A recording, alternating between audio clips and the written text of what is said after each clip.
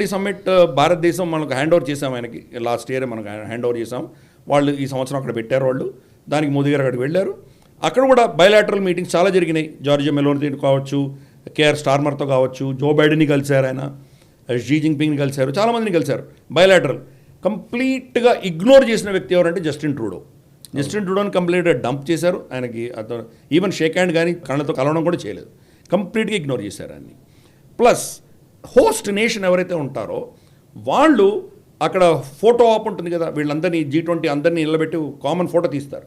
ఆ ఫోటో తీసేటప్పుడు తన పక్కన ఎవరు ఉండాలి అన్నది హోస్ట్ నిర్ణయిస్తారు. ఆ హోస్ట్ నిర్ణయించిన దాంట్లో మోదీ గారిని ఆయన రైట్ హ్యాండ్ పెట్టుకున్నారు, ఆయన బ్రెజిల్ అధినేత.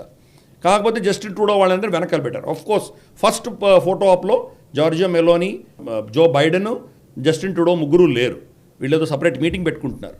వాళ్ళు మీటింగ్ అయిన తర్వాత మళ్ళీ ఇంకోసారి ఫోటో ఆప్ చేశారు. దాంట్లో కూడా ఇదే పరిస్థితి. మోదీ గారు ఆయన పక్కన ఉన్నారు, జస్టిన్ ట్రూడోని వెనకాల పడేశారు.